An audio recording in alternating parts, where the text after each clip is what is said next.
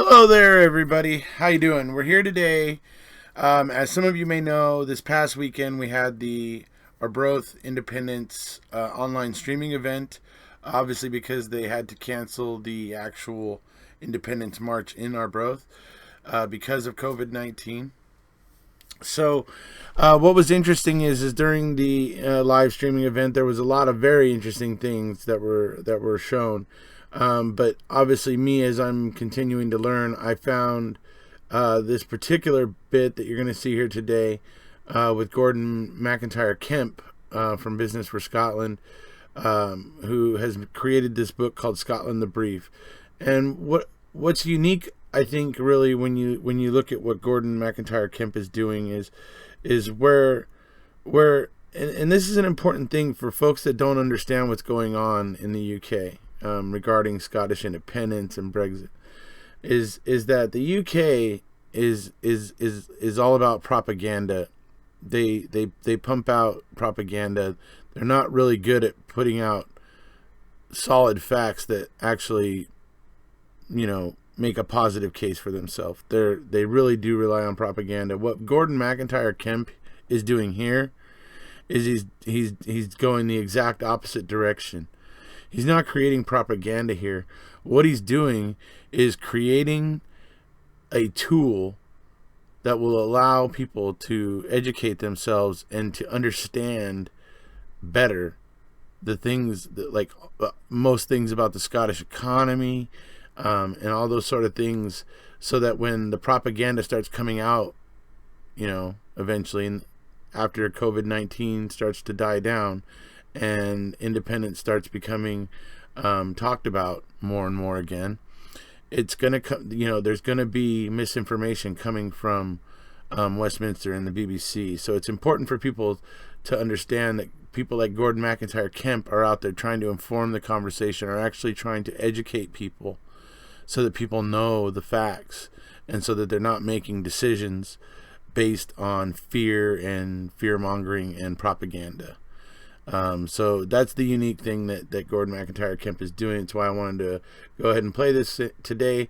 For anybody out there who, isn't in Scotland but is maybe taking an interest in what's going on, I appreciate those of you who are, so thank you very much. And here we go. Had been as strong as the grassroots independence movement, we would have won Scottish independence in 2014. This is something that Business for Scotland has worked tirelessly to resolve ever since. And it has not been easy, as there has been no reliable data for Scotland. We should not underestimate the significance of not having a reliable grasp of our economy. I sit on the board of one of Scotland's enterprise agencies, and I remember a presentation by another government agency about Scotland's exports. After the presentation, we scratched our heads and questioned, "Are you sure these are the correct figures? Do they include everything?" The agency said they'd get back to us and look into it. I find this quite incredible. If our Scottish Government agencies don't have accurate data, then how can we as boards make informed decisions? Some may argue that the void of accurate economic information was a systematic attempt by the powers that be to mask Scotland's success, to hide the truth, a void which could be filled with propaganda. I believe that in 2014, many people wanted independence, but were too scared to vote for it, believing the myth that we were too wee, too poor, and too stupid. But no longer. Later, you will hear from some of the grassroots yes groups, and we will finish around 8:15, perhaps have time for some questions until 8:30. You can buy merchandise. There's posters, car stickers, and a badge as a thank you for attending. But first, please welcome to the floor the brainchild of Business for Scotland, Gordon McIntyre Kemp.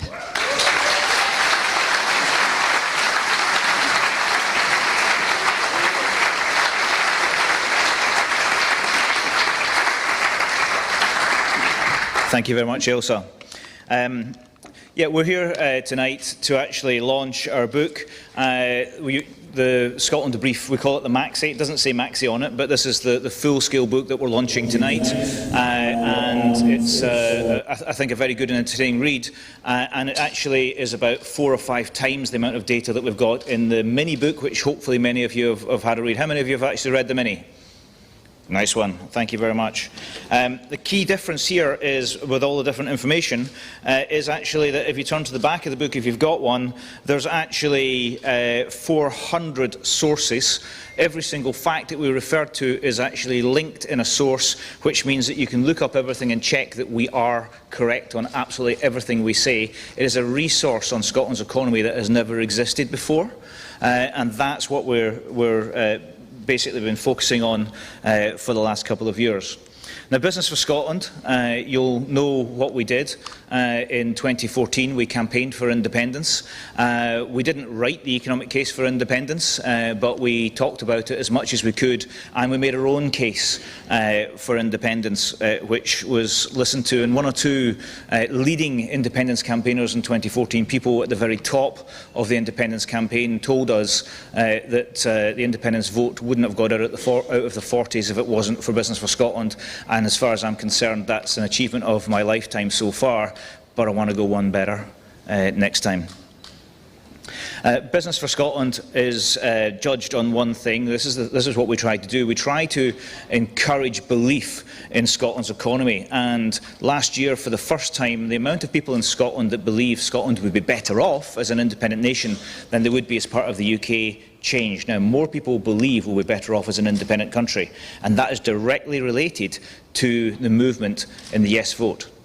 What we actually have found through research is that 77% of Scottish people would quite like independence and would vote for independence if they thought Scotland would be better off because of it. We'd be miles better off if we voted for independence. So we just need to convince them of that and give them the facts they need.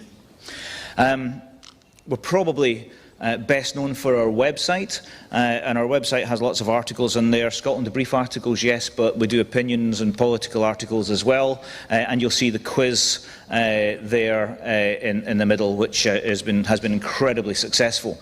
The website, as we are speaking, probably already has just passed a fairly major milestone, which isn't bad for a niche economics blog about Scotland. Any blog about Scotland, frankly. But we don't just do that. We are an economics consultancy. We're a lobbying firm. We have quite a decent-sized staff as well, which I'll introduce you to in a minute. We put on events across Scotland where we talk to businesses. We even do events. We're doing one soon in London to about 100 business people who have business interests in Scotland, and we explain to them what the economic case for independence is. This is our annual dinner. We hold it every year. It's about 350 people, and the last year it was in the Hilton as well. So we actually run one of the biggest business dinners of the entire year. How many of you been to the business dinner? Quite a few. Good stuff. Good stuff. Tickets on sale next month. We also have the Saltire Club, which is a lunch club where leading independent supporters who run businesses meet with ministers, experts, polling experts, etc. on a monthly basis. We look to influence ministers and politicians with their thinking right across the leaders of every single party. Pro-independence party in Scotland has spoken several times at these, so have various ministers. Derek Mackay is speaking at the one in February to the Saltire members that are here. Yeah, so it's a very serious event, but as you can see, there's quite a bit of wine involved as well. We have to get some of the no voters that turn up a little bit inebriated before we can talk to them, before they'll listen. We make headlines. We've actually had about 25 front pages from our research. This was one in 2017, one of my favourites, because we got the entire splash. And you know, the truth is getting out there, and the work we do does make the papers, and actually has convinced a lot of people in Scotland, especially our European referendum research, convinced a lot of people to vote Remain in Scotland. This is our office and some of our research team. I'll introduce the ones that are here. Our research team headed up by Dr. Sotirios Franzanis. Sotirios at the back, wave, thank you. Our lead researcher Sam, who was leaving early, I hope he's left before we've got there. And Michelle, who handles our PR, is in the photograph there. It's in Charing Cross. And there's also Emma. I haven't got a photograph of Emma, but she's sitting down there by the door, and who's just joined us. And so we have these quite nice minimalistic offices in Charing Cross. That was until we launched Scotland the Brief, and now it looks like a bad day at Amazon.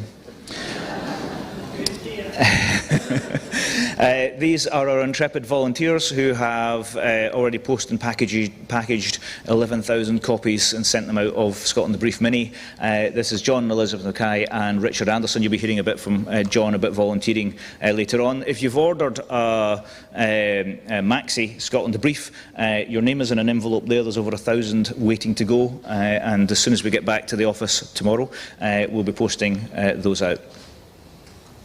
So as you can see, it's quite a decent concern to actually do all the work that we do. We have the resources, we have offices, and we also have in our office, we have the Scottish Independence Foundation. We give them a free office so that they can operate and help all the grassroots movement as well.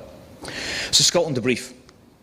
It's a book with over 400 facts. It tells anybody anything they want to know, and pretty much everything you'd ever want to know about the Scottish economy. If you've read it and you think there's something we haven't covered, tell us. It will be in the second edition, because it will just keep on improving and improving. Essentially, the idea of Scotland the Brief is that anyone who reads that, or indeed the shorter version, becomes bulletproof to scaremongering. When someone says, oh, but how are we going to afford the pensions? It seems like a reasonable question to actually ask until you actually read the section on pensions in here and you realise we've got the worst pensions in Europe. And actually, it's not that we can't afford them in the UK, it's that the UK doesn't value pensioners. You know, so that sort of information in there switches people, and they actually think that's a different way to look at things, and it's backed up with facts. Sourced facts. So we thought, let's take a look at Scotland's economy. What can we actually see in Scotland? What could be the problems that would cause this so-called deficit, the reason that people wonder whether or not we actually can be an independent nation? And actually what we found was that, and the UK government's own Office of National Statistics published a report that proved that Scotland has 34% of the UK's natural wealth with only 8% of its population, 8.4% of its population.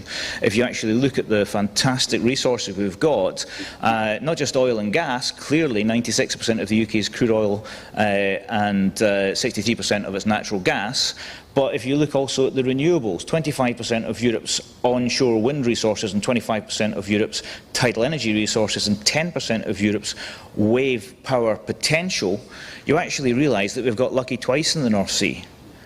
Well, Westminster messed up the first opportunity, and the second opportunity is something we can't afford to miss, because in case you haven't noticed, the world is on fire right now. Quite usefully, we have 90% of the fresh water in the UK. A commodity in short supply in London and the South East. For industry, that's an important factor. So we're naturally wealthy. We're far more naturally wealthy than the rest of the UK. So we thought, okay, let's have a look at, is there a problem with trade? Is there a problem with exporting? And actually, what we found is that an independent Scotland would actually be an exporting powerhouse. Not only does our oil and gas supply chain exports almost match our actual oil and gas exports, but right across the board, food and drink, whisky, energy, we actually are a major exporter. And if you actually then compare other nations, which we do throughout the book in a lot of different areas, and you actually compare other nations of a similar size in Northern and Western Europe, you actually find that Scotland, in terms of exporting, performs very well. And now some of you can't necessarily see the bottom of this here, but you can see that's the UK's export figures. That's not the Union Jack, we've removed Scotland from it, that's why it looks like that. But Scotland actually exports more than double per head of the rest of the UK without Scotland. More than double. So we're actually a major exporter. In fact, if you actually look at the trade statistics, and I echo what Ailsa was saying, I remember one of our researchers was actually given the job of delving deep into the export statistics, and after about 2 days he looked at me from his computer and he said, I said, how's that coming with that? Have you found that data yet? And he said, do you know, it's almost as if they don't want us to find the information. I said, welcome to my world. But basically, one of the things we do absolutely know is that Scotland, every year since records have been kept, has had a positive trade surplus in goods.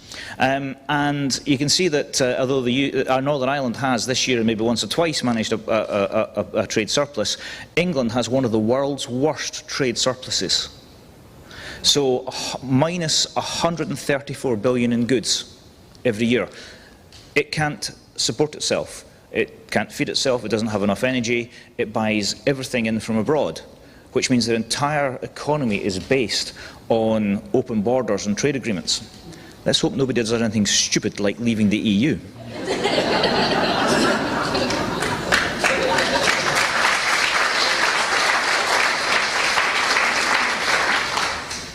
We're not going to. So let's take a look at innovation. Well, there's a productivity slowdown right across all the Western world, but there's a productivity slowdown in the UK in particular. So really, is Scotland innovative? And we hear about the whas like us, and we invented penicillin and television and radio and radar and tarmacadam, and yeah, it goes on and on. Marmalade, and that's not really that innovative, but it might be. But it's good. And all of these sort of things. But actually, what have we done recently? And this is where I expected to find bad news, and I actually found fantastic news. Scotland is actually a leading innovative nation. It is, however, one of the greatest growth opportunities we've got is to spend more money on innovation, but the UK doesn't spend on innovation, unless it's fintech, possibly. So basically, one of the things I found that I thought was fascinating is that in Glasgow is the biggest European city in terms of making satellites. We've got one of the biggest space sectors. In Glasgow, there are actually 70 satellites made every single year. These sort of stats, right through the entire book, you find these interesting surprises. Scotland's digital economy, if you're going to do the quiz at some point, remember this fact, Scotland's digital economy generates 12,800 jobs, professional jobs every year for IT people. Well, yeah, how we're going to fill that, because at the moment, half of them have to come from the EU. So there's one of our fastest growing industries is under threat from Brexit. Well, what's left? Is it us? Is it the Scottish people? Are we too stupid? We know the sort of the old trope. Well, actually, no. If you look at the top left there, we're actually the most highly qualified people in the whole of Europe. 47% of the people of Scotland, not Scottish people per se, but the people of Scotland, all walks of life and all nationalities, have university, college, or vocational qualifications, which is 5% above the UK and is 16% above the EU average. So clearly we're smart enough and qualified enough, but we don't necessarily have the highest qualified jobs, especially for our young people to do, because our economy is held back by not actually being an independent nation. I looked at, or we as a team looked at dozens and dozens of sectors. We kept on finding new sectors that were actually billions of pounds of turnover, that had fast growth, that were highly innovative, etc. And we put all the sectors in the book, and you can actually see the economic facts and the growth stats, etc. for sector after sector. And you begin to realise that I've picked whisky here, which is an interesting one, because it's about 20% of all of the UK's food and drink exports are actually just bottles of whisky. There's 41 bottles of whisky every second are exported from Scotland. And by the way, it doesn't matter what port they go for. If it's Scotch, it's considered to be a Scottish export. Get your economic stats from Business of Scotland, not from the internet. Well, not from Facebook. And so basically, I do hope they're still leaving enough for me, though. But looking at whisky, I could have put up 10, 12, 13, 14 different sectors that are all performing extremely well. So is it all about oil? That's the sort of thing, without oil, etc., etc. Well, there's a couple of things to notice here. First of all, the oil price crashed more than anyone ever in their worst nightmares thought it would. and our economy didn't go into recession, it continued to grow. Our onshore revenues grew faster than the year before, and our economy grew as well, overall, including oil and gas. So the worst case scenario didn't crash the economy, didn't put it into recession. Well, the UK is actually 33% dependent on business services and finance. What happened when that crashed in 2007? Yeah, one of us is over-dependent on one particular sector, and it's not Scotland and oil. So only 9% of our GDP is dependent on the oil and gas sector. But if you actually look at Norway, it's about 18%, and so it's not actually about over-dependency. That's not risk. You manage the risk properly, it works in your favour. So we took a look at other countries that have, the ones in Western and Northern Europe. We've got 17 benchmark countries throughout the book that we refer to, and we looked at the ones with the closest population. And actually there's several countries, independent countries, that are quite close to us, and also, including two of our nearest neighbours, who are of the same sort of population size. You can see hovering between 4.8 million to 5.8 million, so the other two slightly larger, Denmark and Finland, and then Norway and Ireland. And then we looked at the size of their economies, because they don't have the broad shoulders of the UK to help them out.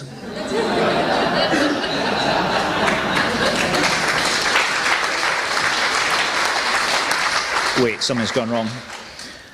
Yeah, so basically, how come Ireland, which was called a few years ago by the same people who said Scotland didn't have enough money to become independent, it was called a basket case economy, how come Ireland with 600,000 less people looks about 120 million pounds, billion pounds, larger economy than Scotland's, when Ireland doesn't have any of those assets that I've just explained to you, or anywhere near our natural wealth? How come?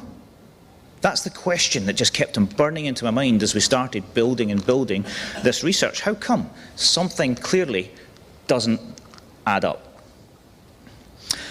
And so what we found was that there's several good reasons.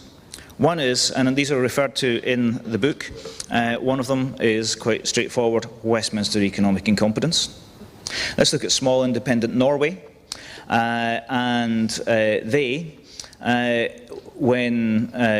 This is figures from 27-18, made £16 billion from their oil and gas industry, and the UK made £1.3 billion. What do you think they're doing differently? Yeah? One has milked the industry, and the other has stewarded the industry. I mean, that is an absolutely shocking statistic there.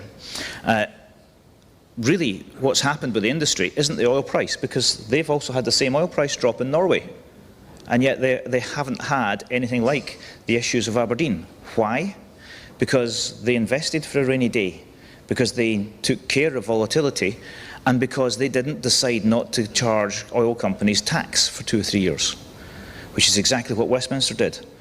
Can you think of any other sector where your commodity price drops through the floor and then the government turns around and says you don't need to pay tax anymore? That would be good, wouldn't it? It didn't even happen for Scottish oil and gas services firms, many of whom went to the wall, because although the big oil companies were given corporate tax breaks to go and look for more oil for the future, etc., and got tax rebates, the smaller £5 to £20 million Scottish services, Scottish-owned headquartered companies, actually went under when the industry stopped spending money with them. Nobody helped them out. You know, there's a philosophy at play there. It's not about the oil price. Another reason is that this headline from the Sunday Herald grabbed me several years ago, How London is Bleeding Scotland Dry, a research report. And I'm from the northeast of England, originally from, born in Scotland with Scottish parents, but brought up in Hexham in Northumberland. And as a Northumbrian, and that's how I identify myself, as a Northumbrian Scot, I look at Northumberland and think they don't have anyone fighting for them. They've got it worse than Scotland does. And my brother-in-law is a Cumbrian and feels exactly the same. We have a situation where the entire economy of the United Kingdom is predicated on the London bubble, and it's not just Scotland, it's not just Wales and Northern Ireland, it's actually a lot of the English regions that are suffering as well from this. This is a piece of research on European economic regions. And as you can see, each of these countries there, the blue spot is the capital city, and the pink spots are the other major industrial regions. If you look at Germany and Italy, you can see that the capital cities are not the richest regions. If you look at London, you can see that it's actually, other than Belgium, it's considerably richer than everywhere else compared to the rest of the country. I mean, you can actually assume that Brussels has a little bit of an advantage there by something being dropped right in the middle of it. But if you actually then take the centre of London, the actual city itself, you actually realise that the wealth there compared to the other regions of the UK is absolutely extraordinary. So the effect of bleeding the rest of the country dry that I've talked about is actually just as bad between the poorest and the richest parts of London itself. Surely that cannot survive. That is not a model. I did a lot of work in Dubai a few years ago, and I just went, this isn't going to work long term, and it's had its problems. And I predict the same problems for London going forward. This is an old piece of research, and if you look at it, it actually says Theresa May's hard Brexit plan, and I left this in particular because we've got a transition period at the end of 2020. We actually have to do a load of trade deals. There's no time to do one big trade deal, a CETA-style trade deal, etc. There's going to be lots of little trade deals, and every single time the EU wants to do a trade deal, they're going to say, can we get Scottish fishing rights? You know, they're going to be the first thing that goes. But actually, we've just had Javid say that there's going to be no alignment in safety standards, etc., etc. Well, if that's true, you can't do a trade deal between now and the end of the year, and we're going to hard Brexit at the end of 2020. That's shocking. And then the stuff that we were warning about Theresa May's plan of 80,000 jobs, actually, you know, think about the people in Scotland. 80,000 jobs in Scotland could be lost as a result of a hard Brexit, and we cannot guarantee it's not going to happen. And that's one of the reasons that a lot of undecided people on independence are actually saying, I can't make my mind up yet because there might be some good trade deals. They're going to get a shock this year, and it's quite interesting how that will play within the independence movement. So finally, the accounting trick. What is the thing that actually does the most amount of damage to Scotland's economy? It's actually the lack of investment in Scotland's economy. If you actually look at GERS, you'll see which GERS is the accounts for Scotland as part of the UK. It includes a share of the UK's expenditure which has nothing to do with Scotland, and the biggest piece of that I can find is public sector debt interest. Because the public sector debt, the sovereign debt of the UK, has been building up over the years, and if you actually go back and look at Scotland and its surpluses, especially in the 70s, as far back as records go, you'd actually find that the thing that actually put Scotland into debt was paying the UK's debt when we were in surplus. If we'd kept those surpluses, we'd be far better off. So Scotland actually never needed any debt if you look at our economy independently from the rest of the UK, and yet we somehow managed to have about 3.8 to 4.1 billion, it sort of moves, debt interest, and yet we didn't need any debt. How do we pay billions and billions and billions of pounds every year for something that we never needed? And if you look at defence there, we talk about the independence saving and defence, getting rid of nuclear weapons, etc. Debt interest, which is somebody else's debt that we're helping to pay off, is bigger than defence, and has been and is every year. It's the last 4 years. So we took we took a look at the actual economy as GERS says, and it admits that there were up to 30 billion surpluses then, etc.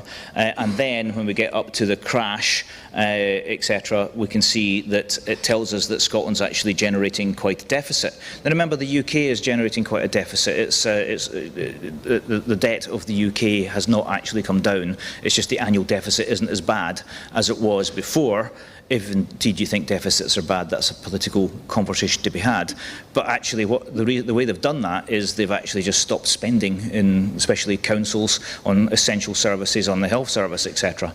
But actually, if you say, well, what happened to those? We didn't just, if those hadn't been given to the Treasury, if those billions and billions were actually invested in Scotland, then surely our economy would have actually grown. But actually, we don't know what we would have spent those on, so it's very difficult to actually project what would have happened if we had spent that money in Scotland. What we can do is we can say, what is the stupidest thing that we could ever possibly have done with that money. If our government in an independent Scotland were so stupid they just went, we don't know what to do with this 30 billion surplus this year, we don't know, it's just building up, what are we going to do? Well, stick it in a bank account and don't touch it. And if we'd done that, we'd actually find that our economy right now would be over 500 billion better off than it is according to GERS.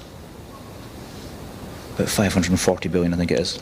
So it's quite incredible that if we'd actually just put it in the bank and gained the actual rate of interest on the money, not invested it in our economy, not necessarily put in a sovereign wealth fund, not bought and sold shares, but actually just put it in the bank and got the interest of the day, then Scotland would be one of the world's richest nations right now. However, if at the point that Norway started, and Norway has produced 1% less oil and gas than us, well, than the UK, if at the time that Norway started investing in its oil fund, if we'd actually copied Norway, then actually we would be, the gap between where we would be now and where GERS says is almost £1 trillion. 1 trillion. Can you imagine if you and your workmates and your families were brought up in a country and we're living now in a country that was £1 trillion more wealthy than it currently is? I'm an economist, I can hardly imagine it. You know, it probably looks a bit like Norway, to be honest. You know, with massive, no trouble, not the worst pension fund, but the best pension fund in the world. And so this we call debt loading or the accounting trick. But that's not the end of it, because there is also, the Croydon factor, which is that the Prime Minister famously once said that £1 spent in Croydon is worth more to the Scottish economy than £1 spent in Strathclyde. I'm not quite sure why he said Strathclyde rather than Glasgow. Strathclyde's an ancient kingdom. I think he's still thinking about that, or the old council that's now defunct. But that is their view, that basically there's no point in spending in Scotland. You don't get a return for it. It's not true, because their entire economy is based on the money that Scotland's actually given the UK. And you know what? That would be fair enough. If people say, but you voted for, you had a chance to vote for independence. Yes, but they told us we couldn't afford it. It would have been fair enough if they'd been admitting this and said, but let's be better together. It's them that's better together, not us. But you know what? If they'd just argued that case and we'd voted not to become independent, that would have been fair enough. But they didn't say that. They lied to the people of Scotland over and over again. So, the campaign so far, what have we done? Essentially, I didn't want to come to you tonight and say, hey, we're going to launch something, or we're going to go around Scotland talking to you about what you want us to do. We've done that. The time for talking is over. The time for campaigning and converting people and actually finding out what people want to know about independence has started. There's going to be an independence referendum. Could it be this year? Potentially, still it could be, but it's probably fairly doubtful. Is it definitely going to be next year? Far more likely. But we've got to start campaigning now, so as if it is this year, we're fit and ready to win it. And if it doesn't happen this year, we'll just keep on campaigning, and instead of getting it to 55%, we'll start at 60 next time round. We've got the opportunity to do that. So we started the campaign. First of all, we did the Scotland Brief quiz. How many of you have done the Scotland Brief quiz? Yeah. Keep your hand up if your score was more than 5. Keep your hand up if it was more than 6. More than 7. Now hold on a minute, you're on the Board of Business for Scotland, I'd expect you to get 7. He read the book first. The only people who got 10, I'm telling you now, I've checked, did it 2 or 3 times. The average score was 3, and the most interesting comments we got back were actually from independent supporters, and about 90% of them said, I thought I knew the answer, but then I thought I couldn't be right and I guessed low. Fascinating. You can all see that. A lot of you did that. You can see that even independent supporters are actually not immune to the propaganda about our economy. So 48,000 people now have actually done this quiz, and it was about 5,000 yesterday. It had a big jump. For some reason, I need to go online and find out who tweeted yesterday, and say thank you to them. But we've actually been have the campaign running right across Scotland. we've given 65 local Yes groups a starter pack with thousands of leaflets, mugs, not thousands of mugs, but some mugs, copies of the book, etc. And what we did is we gave it to them for free. It cost us £7,000, but we got a grant from the Scottish Independence Foundation, one of our partner organisations, to cover half the cost of that, or slightly bit more than that, and that allowed us to do that. And we're actually going to give out another 30 to 40 starter packs to get Yes groups started. Some Yes groups are saying we don't actually have a Yes group anymore, so we've given them a starter pack and said use this as the linchpin to get going, and they've started delivering leaflets and they've started doing street work. But the thing about it is that this is a quality product. The big book costs £7.50, the small one's £3.50. They've got ISBN numbers. You can get them in bookshops. I'm going to sell them to independent bookshops, independent supporting bookshops, not Amazon because they don't pay their taxes. But actually what we're doing is we're giving them a load free, but then a load for next to nothing really, just cost and a little bit more to independence groups. They can buy them, and then if you want a copy of this, don't buy it from us, buy it from your local independence group for £3.50, and we're funding the local independence groups. We're not asking people to give us money for this particular thing. We wanted to get started and give people an opportunity to fund the campaigns locally, and that's been absolutely key. The campaign's been going across Scotland. Cheer if you actually got a photograph up here, if you recognise someone on them. These photographs are from Central. I think, am I right in thinking that's Women for Independence Edinburgh? No, who's it? Musselburgh. Right, sorry. Hey, Helensburgh. Ish, ish, ish. So right across the country,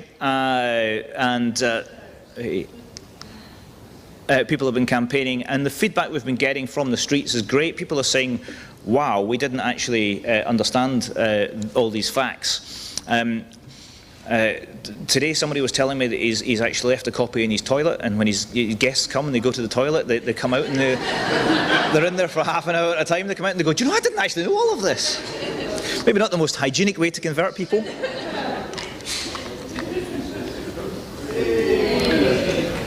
Now I want a donut. And this is our leaflet. We've already distributed 80,000 of these, and this is the launch of the campaign. So pre-launch, we've distributed 80,000. We've got orders for about 120,000 more. If you run a Yes group, you can order some from us, and we'll get an even cheaper price and actually get those out. I ran this past a very, very senior politician who's been in the game for 30 years, and he told me this is the most impactful political leaflet he's ever seen in his entire life. We have shown this to people who have instantly gone, I didn't know any of this, I've changed my mind. But what it does is it moves people one slot along the scale of 1 to 10. 1, sometimes 2. When we've actually said to people who've read the mini-book already, we got them to give us feedback on that. And we asked people, before you read the mini-book, where were you on a scale of 1 to 10? And then we said, afterwards, where were you on a scale of 1 to 10? And actually what we found was that people said they were moving, on average, 2 places along the scale for reading the book. So if they started at 10, they started to have doubts about the union. If they started at 6 or 7, they're now becoming independent supporters. If they started at 7, we're now seeing them coming along and volunteering to help with our campaigns. And that is the slow process, but it is definitely happening. And there's the flip side of it. We also have the Believe in Scotland Independence Ambassador campaign. We launched it under the Business for Scotland brand, but it was always going to be this. These are events in Perth, and that would be Kirk and... I better get it right now, Kirkintilloch. In Kirkintilloch, and this one is Aberdeen. So we've been holding these events across Scotland. We've got 600 people now trained. These are 600 people who, when we hold an event and invite in your area, and we invite 100 undecided people to our events, we're going to have 20 highly trained ambassadors. Every single table, every few seats, is going to be somebody who knows how to have a conversation without getting angry, without arguing. The key thing we tell them is never confuse winning an argument with convincing someone to support independence, because quite often the opposite is true. And it's about questioning, it's about understanding people's questions. So now I'm going to stop talking because you've heard enough from me for now. And I was going to say about the Ambassador programme. We have 3.5 hours of face-to-face training and about 10 hours of online training as part of that programme. The next two face-to-face Ambassador training events will be in March. The first one's in Dundee on the 8th, and the second one is in Edinburgh at Summer Hall. It's the Chamber of Commerce in Dundee and Edinburgh Summer Hall the week after. So we're starting to do the face-to-face events again. I hope a lot of you will be able to get involved with that. But what I wanted to do was stop saying, "Hi, I'm Gordon from Business for Scotland, this is my book," etc., and say, okay, so let's talk to people who are actually on the streets, who've actually had these conversations with people who are handing out leaflets and selling books, etc. So I've asked 4 of them just to give us a couple of minutes and tell us what's happening in their area and give a little pitch for their area. So Jack from the Aberdeen Independence Movement.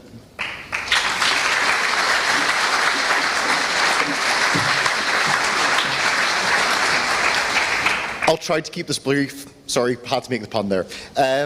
My name's Jack. I'm the media coordinator at the Aberdeen Independence Movement and the president of the Aberdeen University Scottish National Association. Now, what we've seen, and what I'm sure you've all seen as well, is the importance that the economic argument is going to make in winning independence. So we've seen in our stalls and we've seen on doors that many people tell us that they really want to see an independent Scotland. They want to believe in an independent Scotland. But unfortunately, they just don't see the economic argument. They think that there's no way we could possibly afford it. So we think that the Scotland the Brief book is incredibly good at explaining that to them, and we think that the wider Believe in Scotland campaign does a very, very good job of doing that. Now, we think that the materials package up the arguments that we need to make in a very, very concise way. We quite like the fact that you can see that it's quite eye-catching, and it's just short statements that explain very, very clearly exactly what we're trying to say. It's simple without being insulting, which we think is essential for the group that we're trying to target.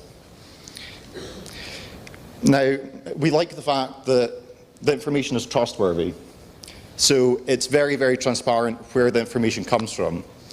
Because just generally we've seen from our campaigning that if you try to make a political argument to somebody, if you try to explain some sort of policy to somebody, the response you always get is that they don't believe it. They don't believe in politicians, they don't believe in these institutions. However, we can actually pick up the Maxi book and we can point to a source and say exactly where something came from.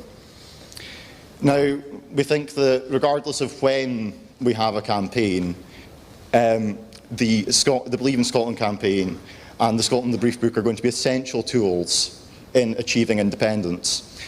Because ultimately, we need to get that group of people with us. We need to bring them with us to yes. Because if we do not bring the group of people who may be ideological, who might be ideologically optimistic about Scotland, but economically uncertain of what we can achieve, if we bring them with us to yes, we will win. So to win independence, we must help these people believe in Scotland. Thank you.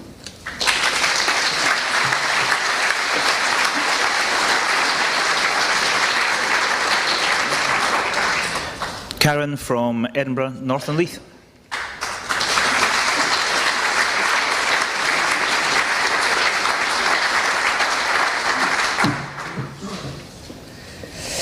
Hi, I'm Karen, I'm from Leith, and I'm convener of Yes Edinburgh North Leith, and I've been trying to persuade Gordon to come to Leith for a long time, and finally he came 2 weeks ago, and we had our busiest meeting ever. We were stowed out, and actually people, they left because it was too busy.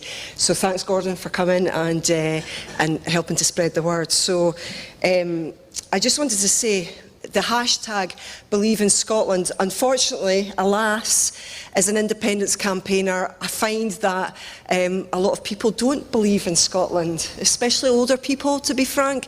And quite often the standard response is, aye, but lass, we can't afford it.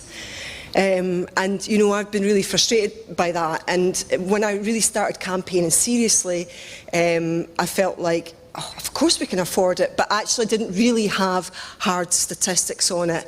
And I've just finished a life sciences degree at Dundee University, so I was really interested in having real hard data on, you know, what's happening economically in Scotland.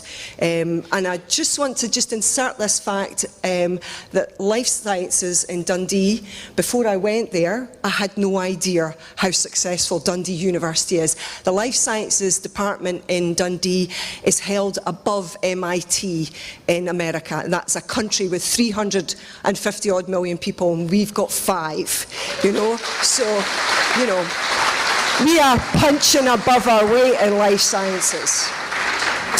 I think, you know, so Business for Scotland have done the hard work, they've done the legwork, and they've produced the hard data about our clever, creative and prosperous country in an accessible, eye-catching and bite-sized form.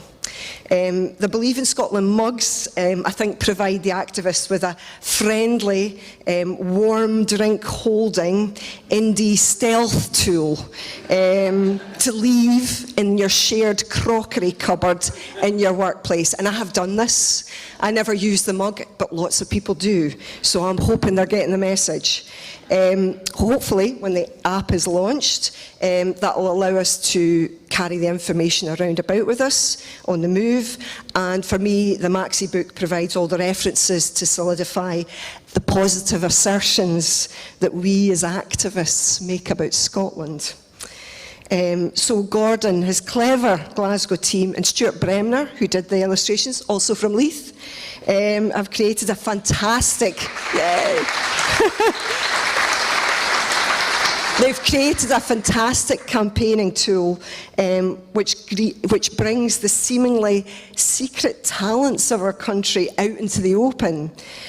So as convener of Yes Edinburgh North and Leith, I would like to thank Gordon, his team and Stuart for providing the tools to make us go forward with increased confidence. And so let's get started and campaign for an independent and socially just Scotland.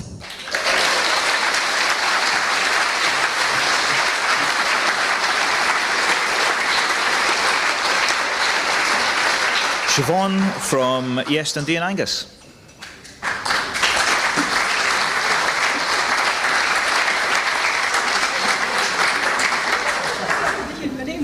So, it's actually Imagine Scotland. I'm in Dundee though. Some of the work that we do is actually deliberately seeking out non-yes voters, and we kind of tend to work on the notion of the Citizens' Assembly and kind of pose the question, what do you want from Scotland's future? So get people to think on a kind of very personal level of what they want for themselves, what they want for their communities, and effectively what they want from Scotland. One of the things that we find is that, especially with Brexit, there is a deep uncertainty and a fear amongst the undecideds at the moment. It's fine for us. I feel really blessed, actually, personally, because I know that Scotland's going to be okay. You know, I can believe in that kind of process of how we're going to move forward. But, you know, I'm a kind of hard and yes supporter, so I have that deep-seated faith. For those that are undecided, it's a very, very different thing, and there's fear. There's 2 choices that we have to make. I mean, Brexit has forced us to make this choice. There's 2 choices. We either remain part of the UK, or we either become independent. Now, for undecideds, and for undecideds that are slightly fair, for want of a better word, it's a difficult decision to make. One of the things that we try and do is try and instill a confidence in the people's own faith in themselves, but actually in the faith in their own communities and their faith in our own Scotland. And I think this is where Business for Scotland, actually the Scotland Debrief campaign, comes in. I'm going to say firstly, just the colour scheme I think is beautiful. Well done, Stuart. I think it's absolutely amazing.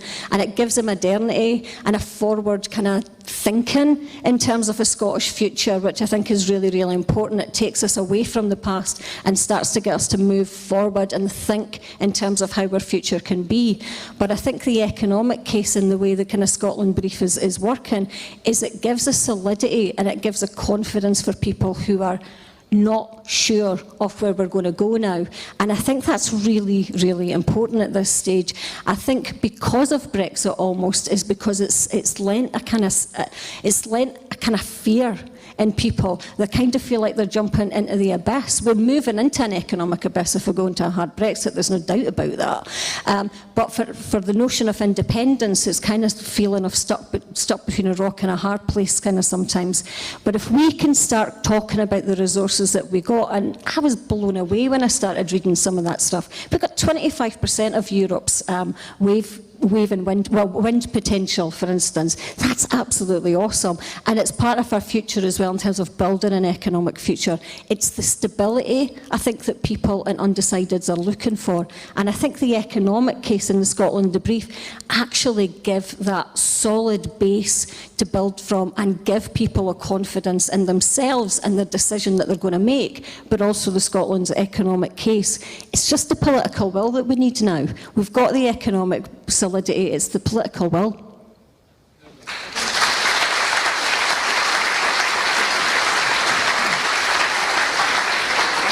And finally, Wilma from Yes Musselburgh.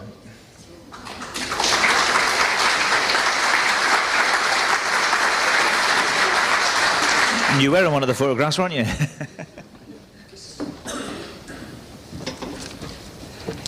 Hi, my name is Wilma Veach.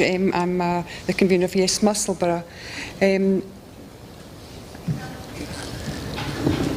Just lean in a bit more. Lean a bit, well, that's better. I'll go down a wee bit. Yes Musselburgh launched in 2017, and to date we have nearly, I'm going on a wee different track than the other speakers, we have nearly 200 members and 7 signed up on Saturday. We've distributed, what we've done with the Business for Scotland, the information, leaflets that we've had, the books that we've had. What we've done is we've distributed. First of all, we did the cards, and we went into every business on the high street and left a couple of cards and asked them if they wanted some, and they were pleased to take them. And we also took cards to the industrial sites. The leaflets we gave out at the stall, and obviously the cards as well, but leaflets we gave out at the stall, but we also delivered some of the leaflets to households, which we thought was a good way of getting to other people who didn't meet at the stalls, and we planned to put some more leaflets out as well. The booklets that we were giving out at the stall were free to people who, when we were speaking to them and they weren't sure, or they had friends that said, oh, that's a good idea, but again, Scotland's too small and whatever, so we went through the booklets with them, and not saying we convinced everybody, but people were impressed because of the information that was in the booklets. They were so popular that we had to request a second bundle to sort of cope with the requests for them. When we were helping, this is one wee story, when we were helping to get the vote out at the last general election, we knocked on someone's door and the woman said that she wasn't going to vote, because what was the point, because nobody did anything for her. And it just so happened that we had a wee book in a rucksack, and we sort of spoke to her about what she had concerns about, gave her the book. It took longer than we thought we were going to take it, knocking on that door, because we had a chat with her. And in the end, she says, do you know what? I'm actually going to vote. Whether the lady did or not, we don't know. But it was good listening to her, hearing how our concerns. And as I said, we just hope that it was another vote for yes. Thank you.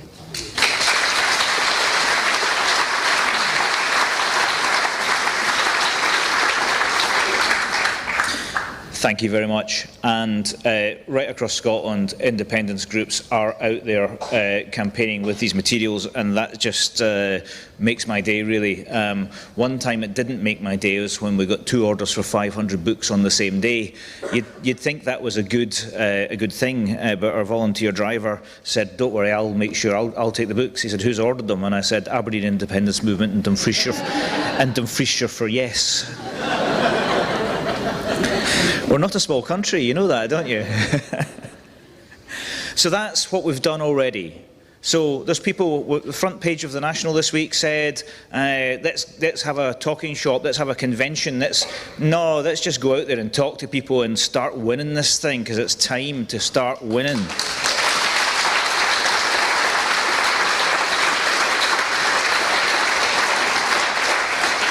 We don't need to wait for the politicians to tell us, oh, the referendum will be on this day. There's a different way to look at this.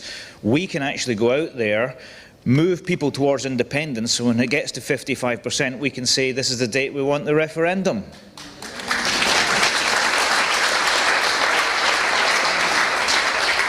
And they'll thank us for it. We have got this to win this time. And we've started this campaign because we believe the time is right. So I want to finish by telling you about the campaign that we're actually already running and what we're going to do next, or at least some of what we're going to do next.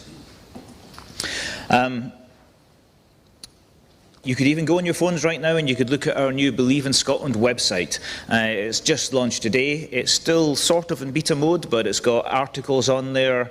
It's got a video which you should look at on the far left there. You'll see, because the sound still isn't working on the video, I don't think you're going to hear it when I play it later on. So go there and have a look at the video tonight on your way home, etc.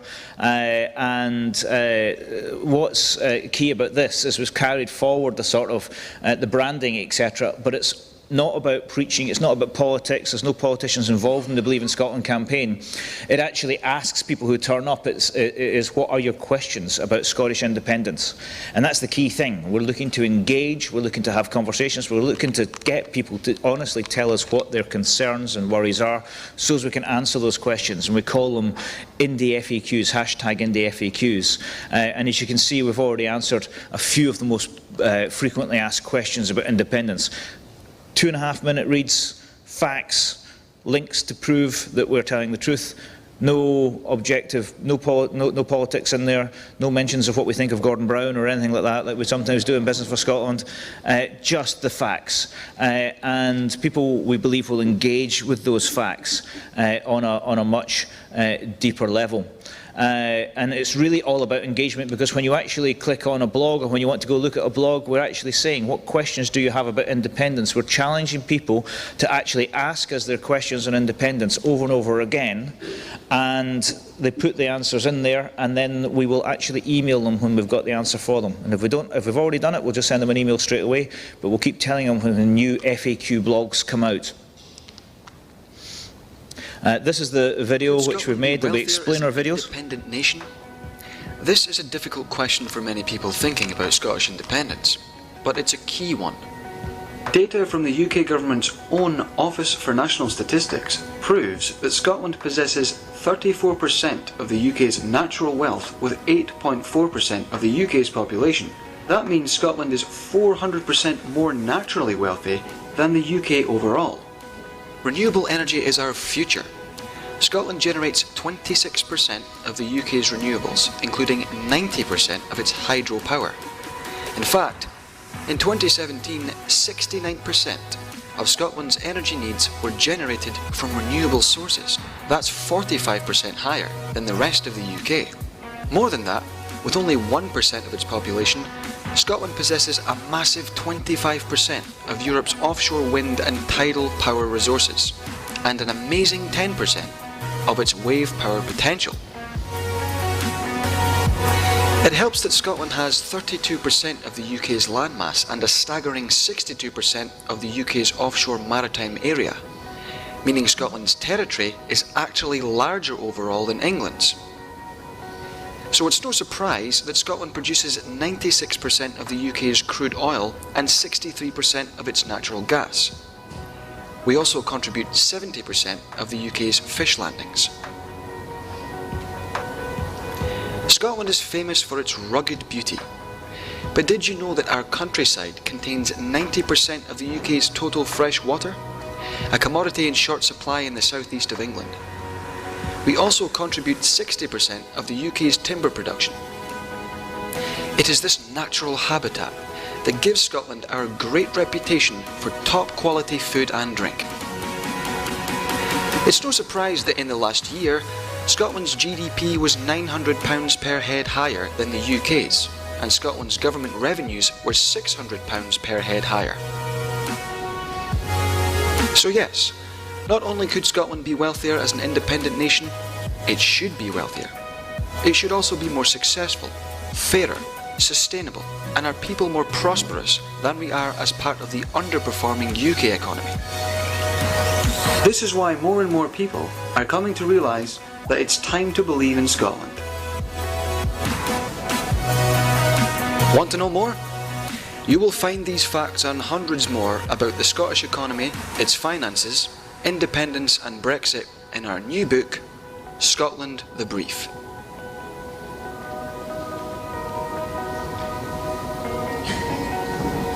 Thank you, Unchained Media, for that.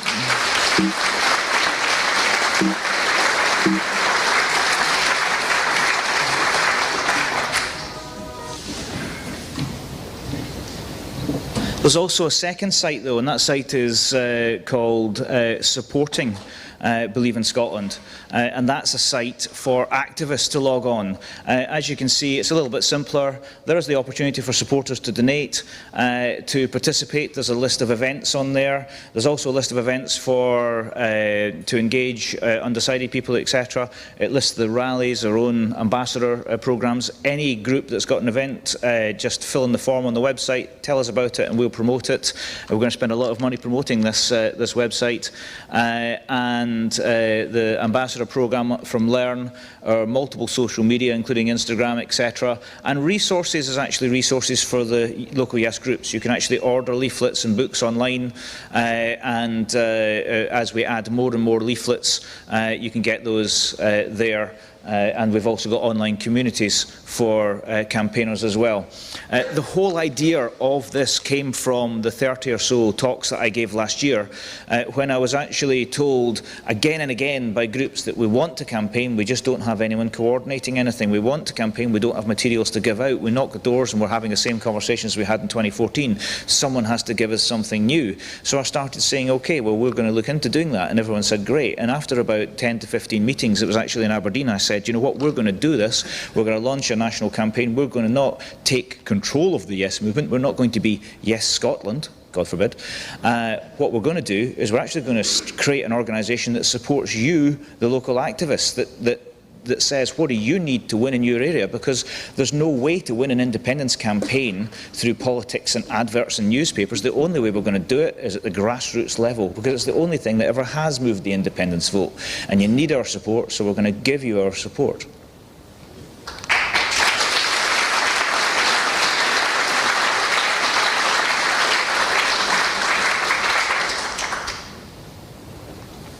We're going to do explainer videos as well, and I put this up because actually nobody in my staff has ever seen me without a beard.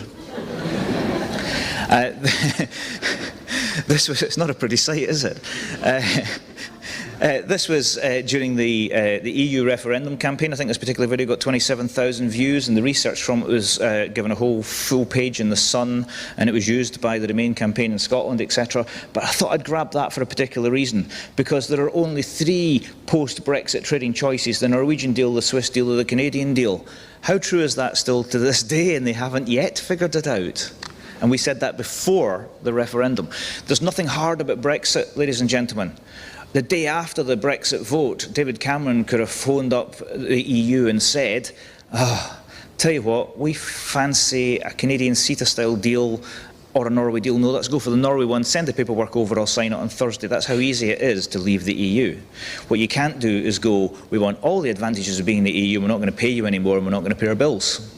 That's what's hard about Brexit. We're also going to run events across Scotland. We want to, and this is where we will talk to local groups, what events do you need?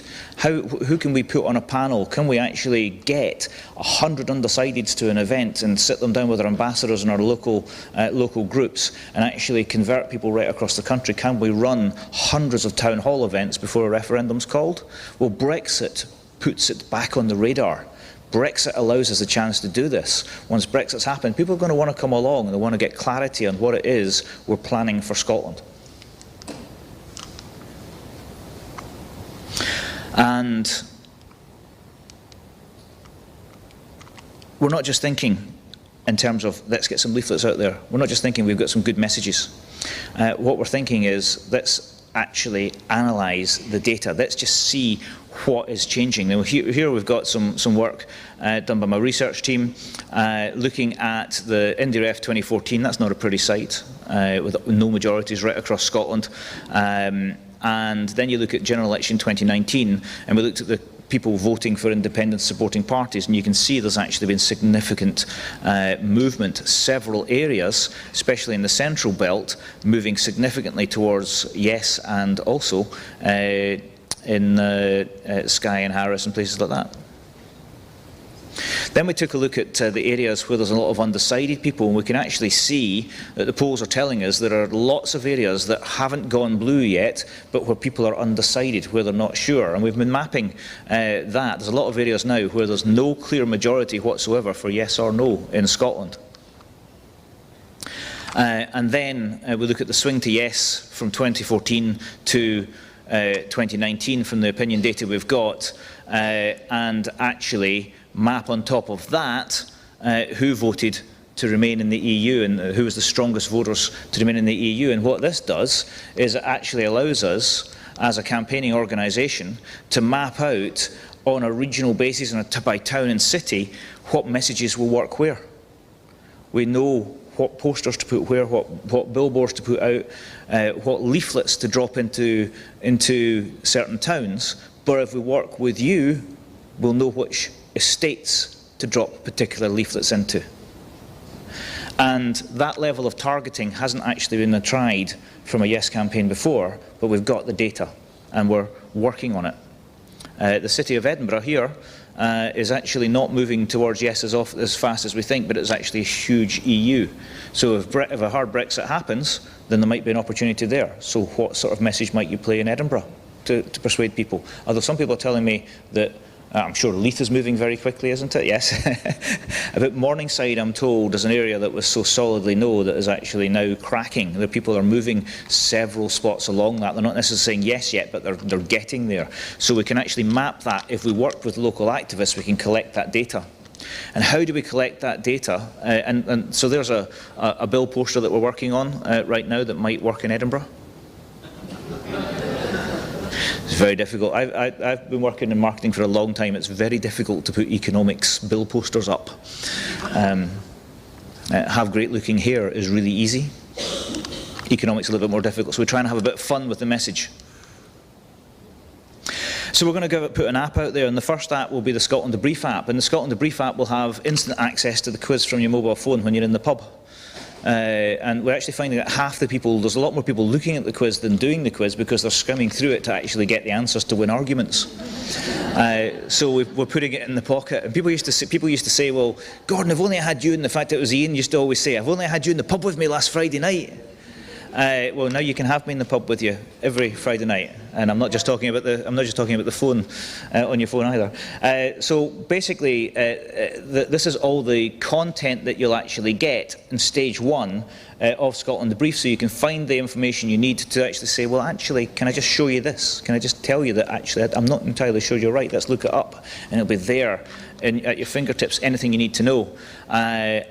You know, this is quite interesting actually, because this 90% of households consume rice, and all rice is imported. And there's a great meme on Facebook that says all the things you're going to lose, and it's got French cheeses and wines and all these sort of things, and it says the only thing you can eat after Brexit is baked beans. Not all baked beans are imported. You're not even going to have baked beans. And it's these sort of things that we talk about in the book that actually, yes, it's a smile on people's face, but it's actually a very serious issue there. Hold on a second. So basically, the app on stage 1 will give you all the content from the book, but we've got a second stage app. And the second stage app has survey facility on it. It will have mapping facilities on it. It will help you plan your routes to deliver leaflets. It will deliver the data from the analysis we're doing to tell you what leaflets to drop in what towns, etc. You then go in and actually collect data from people, and you can actually say, you can have a conversation on the doorstep, tell us your concerns. If you're an ambassador, you'll know how to get to those concerns past the "I don't like Nicola Sturgeons." We teach people to work their way around that, because nobody ever didn't vote for independence because they didn't like a single politician. We teach people to work their way around that, and you can collect the data and you can say, well, do you mind? There's 3 things here that you're concerned about. I can tell you now 1 or 2 things that I know about it, but why don't I just actually get you those answers emailed to you? You can collect their email and hit the button, and before you've left their doorstep, they'll have an email with the answers to the 3 biggest concerns. Of course, that data then feeds back to us, and we're now collecting data on every concern in every town in Scotland, and we know what messages play where better, etc. And therefore, we can win with that sort of level of data. And we're going to give this app free to the independence movement. It's going to cost us £25,000 to actually develop.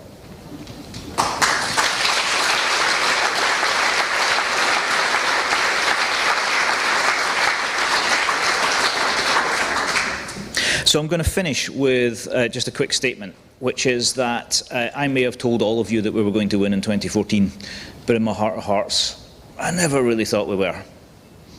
There was a brief moment at the count in Glasgow when we were winning every single council ward, and then I had 28 people at counts across Scotland. They started phoning me and telling me what was happening elsewhere, and there was that one moment where I just thought, oh, maybe we're going to do it. But we started way too low to actually win. What we are now going to do is we're going to start, I believe, when the next campaign is launched, we'll be at 55% minimum, and Brexit is going to help us do that. So essentially, I now feel it in my bones, we can do this, we've got this.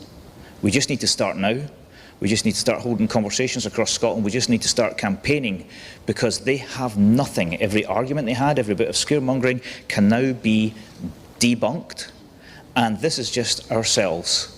There are lots of other groups, lots of other national groups, lots of other local groups. If we work together and coordinate, if we help you and then you help us, then we've got this and we're going to win. And I feel that in my bones. Thank you very much.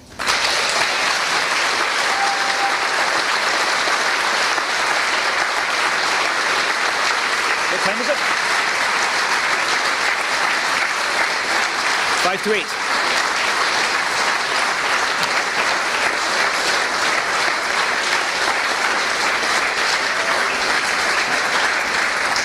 So it's 5 to 8. We've got a little bit of time for questions. I was hoping to eat up all the time and didn't have to take any questions, but no. So I'll take a few questions from the audience. What I'd like to do, though, is to ask people to ask about campaigning, not about politics, not about things that are happening in the news, etc. Because, frankly, I think let's let the politicians deal with the politics and let us deal with how we actually hold conversations with the people that actually listen to us, that want to know what we've got to say. Question at the front there. Don't know if we can get a microphone.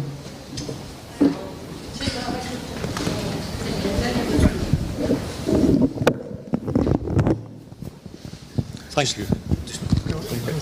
Oh, we've got one there. Right.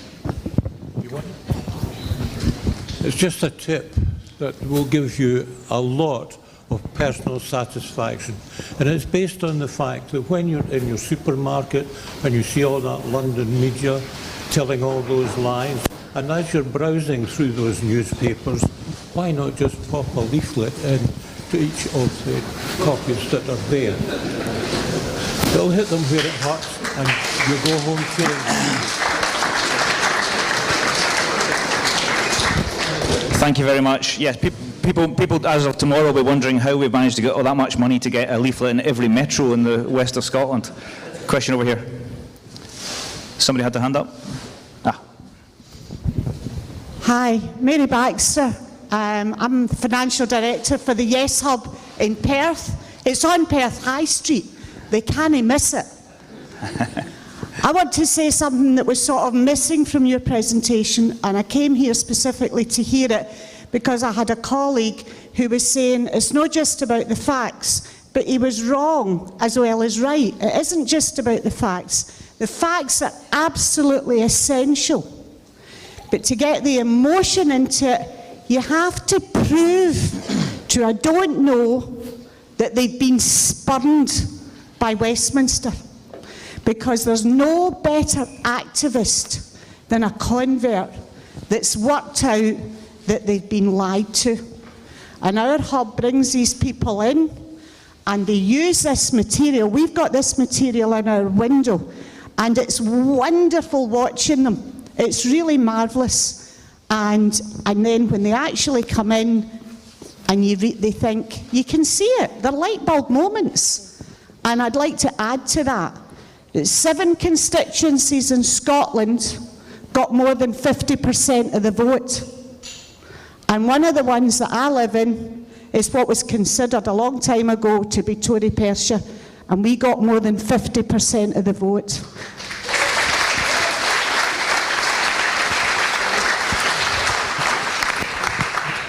Thank you. One of the things I wanted to just quickly pick up on was a couple of things that were said about the actual design, has been mentioned. I remember actually when we first started gathering all the data and we had the raw data, even written up, the actual words in a book, but with no graphics whatsoever. And it's an economics book with over 400 sourced facts. So I started reading it and I fell asleep. So we thought, how on earth do we make this interesting for people? And in I think it was about 2012, I worked with a designer called Stuart Bremner, who actually designed the original Business for Scotland logo, came up with that for us and did all of our design work as well. And I went back to him and we worked on this, and we thought we can actually have some fun with it as well. But actually we didn't, and people are saying, oh, Gordon and his clever team, etc. Well, actually what we did is we invited 25 leaders of Yes groups to actually come into our office and brainstorm the book with us, and they told us we needed to make it more accessible, easier, more fun. And then we had another 25 to 30 people from Women for Independence came in and tell us about that as well, and we changed the book as a result of that. So this isn't just us saying, hey, we've got a great idea and we've got some great designs, etc. This is actually what we were asked to do. And I think that's a very important thing to mention. So we've got time for a few more questions, but I don't think I've had a question yet. Do I have a question? We've got a question. Great.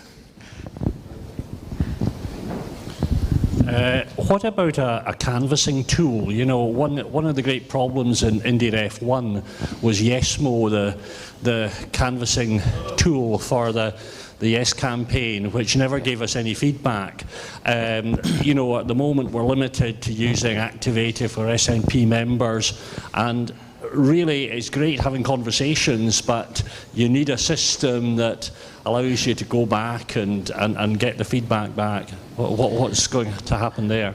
Yeah, I think that's absolutely crucial. The second stage app that we're going to put out is a canvassing tool. It does many things. It allows you to do surveys. So for instance, people who are trained on surveys can actually, and we'll do the training as part of the Ambassador Programme, say for instance we've got 10,000 people with the app downloaded who have gone through a quick survey training session. Gordon Brown does his 50th intervention of the first 2 weeks of the campaign. It's not intervening really, is it? And then we immediately go, oh, that's interesting. We send out a quick quiz to everybody that's got the app. And 2 hours later, we've got 10,000 responses as to what people think of what he's just said, so we can control the media on what he's just said. So that's one way of doing it. The other thing is it'll have maps in there. It'll help you plan routes. It's based on the Bernie Sanders app from the last time round. We got the source code from that, but we think we can do a lot better. It will have fun games in there, so if you actually take the details off of somebody and you answer their questions and it fires the email to them, etc., well, that gives you 50 canvassing points. And eventually there'll be people standing in pubs going, I'm a 5,000 point canvasser, how about you? 10. Maybe that's just me, maybe I'd want that. So it'll be fun, but you'll get the feedback, and the data will belong to the local Yes group, so you'll know what's happening. And it's all good to give the data to one particular political party, but it's not GDPR compliant if other political parties are doing this. And unlike other people looking to work with the Yes movement, and we accept that a lot of people are politically motivated members of political parties, we haven't asked any political party to get involved with us here. We work with them, we're very close to them. We haven't always been, but we believe we are now close to both the major independence parties. But the data that is collected will belong to the Yes groups, and hopefully we'll be working with the Yes groups in the next campaign to maximise the use of that feedback and targeting and all of those things. Now, the key thing about this is it's going to cost us £25,000. We're committed to doing that. So it's a Q&A session. Let me ask you a question.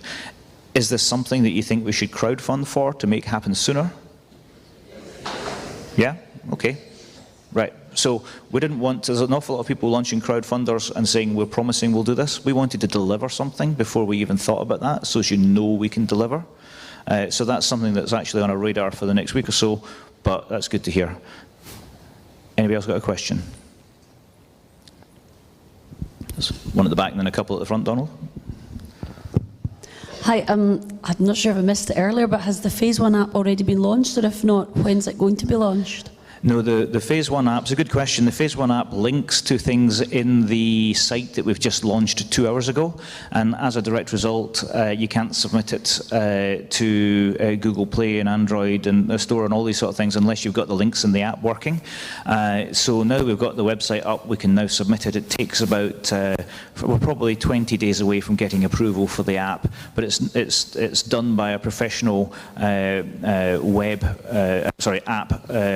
company, and the first stage is free. They're doing it for us for free because they're big supporters of the cause. So we're probably 10 to 20 days away from being able to have an app. The app has, so we've got the maxi book with all the content in it. The app, the mini book has about a third of the content in it, and the app cuts down again to about a third of what's in the mini book, just the stats that you actually need and you can access, etc. So it cuts down. The app will be free. We want people to download the app, but to activate the app, you have to tell us who you are and where you are, etc. So when the second stage app comes out, we'll ping you that, and people can get involved with that. It's a good question, but we're getting there. There's a couple down the front. There's one here and one there. Hand up a bit higher if you're asking a question. Hi, thanks. It's Alison from Butterflies Rising. I think we spoke at the dinner. We've got a new group that we've not got the word yes or independence in our name. We've been activists from before 2014, and we've learned that was what was causing a bit of a barrier. So as we've kind of rolled along and created this group and our previous experience of canvassing and campaigning, what we've realised is, from business experience as well, that to get a potential voter to be sticky, we need to keep that relationship up with them. It shouldn't be transactional elections. It shouldn't be just we canvass them and we leave, we don't know what happens after. So my question is, from the app, from the version 2, is there going to be continual enhancements? Because there's really so much we could do with this from a data point of view. To what we call our people that we meet along our road that we travel is street ambassadors in our urban, we're Stirlingshire, in urban Stirlingshire, and for me, rurally, it's the village ambassadors. It makes people feel involved, it makes them feel engaged, it keeps them with us, and whether they're just putting 20 leaflets through their block of flats, or whether they are wanting to come on canvassing training, it just makes them a lot more part of a team. It feels more involved, and also means that we have got better data that we know they're involved because it's them that are staying involved. So I was wondering if we could enhance it so that we've got kind of levels of engagement with people, so we know when a campaign's coming on who we can go to for what, and it means we can use our resources much more efficiently. Yeah, absolutely. The app, we spec the app out in terms of what we think the best ever app put in a field politically anywhere in the world would look like. And when we've got the first demo ready, we will actually come to our partners, people working with us through the Yes groups, and actually test it and make sure it works. This will not be a 2 years to market thing. It will be a couple of weeks till we're ready to talk about it once we've got the money to do the second stage, and then it'll be a couple of weeks after that when we actually launch it. But other functionalities on there that I haven't mentioned will actually be instant alerts. So if you're knocking doors whilst the news is on and something said during the news or is announced, we'll actually ping it to your phone. So as you walk between one house and the next, you'll get a ping. When the door opens, that's interesting, I was just watching this in the news. You'll go, well, let me tell you about what you've just watched in the news. So we want to put a tool like that in everyone's hand. We want to put a leaflet in everyone's hand that wants independence to give to somebody to convince them. We want to put a tool like that and that tool will be designed so that it can grow, and the Yes movement will tell us is what it is because it's an app we're designing for the Yes movement. It's not for us. We don't need that app. You know, the Scotland the Brief one, yes, we want that. But the second app is actually for you, not for us. Great. There was a question down here, I think. Nope. And there was one. Donald, at the front.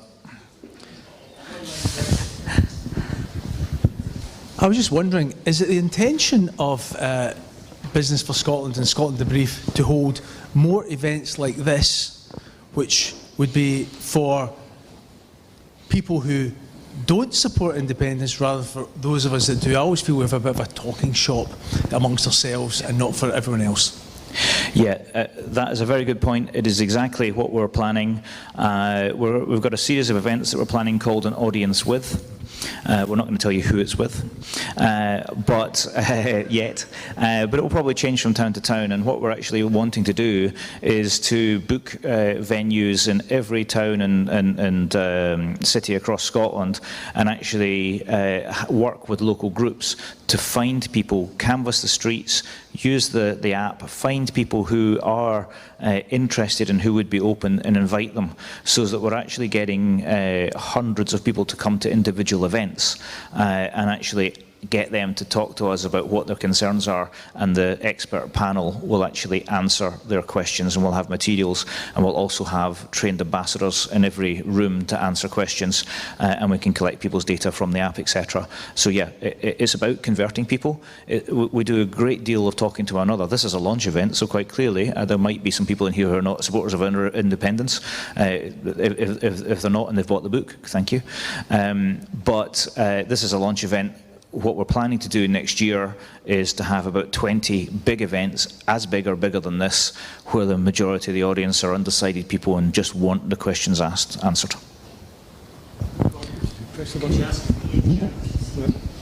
Is Ian Jack here?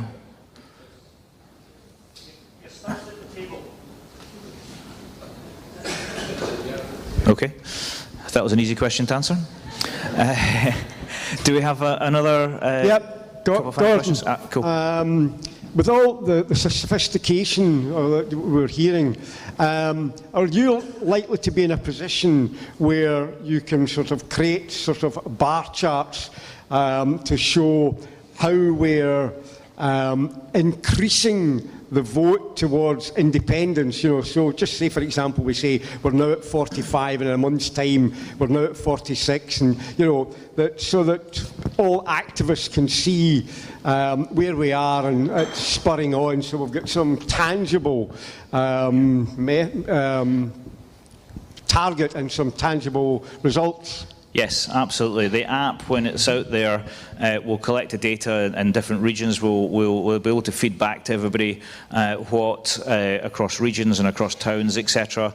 It will give us targeting abilities as well. But let's also remember that I was doing a talk in Berwick upon Tweed, not Berwick upon Tweed, North Berwick. Forget, I'm from Northumberland. Went for the wrong one. I was giving a talk in North Berwick, and they said, "Gordon, how do we manage to get this town to 51% and win?" And I said, "You're never going to do it. It's not going to happen. You need to try and aim for 45%, because if you get a 45, then Dundee's going to be 80." You know, and so we've got to be realistic about where we put our people. Where we, you know, can I get one of our bus company members to bus 80 to 100 ambassadors to one town that we think is turning and do a mass canvass? Yes, we can, and with the app, etc. So there's a way of doing that, and that the app will give us the feedback. It won't just be bar charts; it will be continually updated data that local groups can use, where you can say, actually, we have no data from this area. Let's go and do the canvass there, or this area has actually got a lot of jobs in that particular factory that's under threat. Let's go and take this message out there. So that's the whole point of what we're trying to do, is give local groups the ability to manage their resources and target their resources. Last couple of questions. Oh.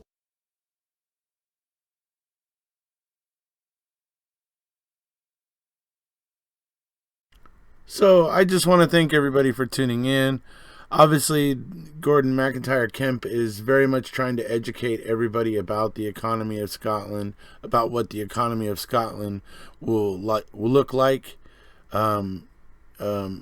post, once independence is gained and that sort of thing.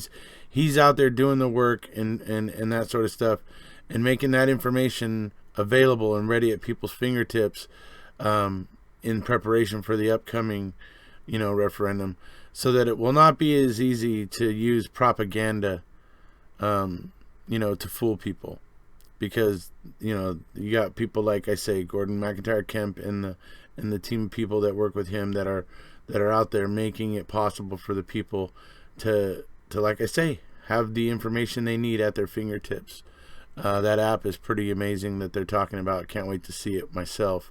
So this is what's going on over in Scotland. I do implore all of those who are fans of my other channel, who are catching this video and are fans of my other channel, to just take a slight interest in what's going on over there and with Scottish independence, the UK, and Brexit. Not asking anybody to get wildly involved, but take an interest and observe the situation and see how you feel. See which side you feel is actually more honest and genuine, and which side you feel is spreading propaganda. I'd be interested to hear your opinion. Alrighty, so that about wraps this one up, folks. Hope you enjoyed it. If you haven't already, please hit subscribe, and we'll see you.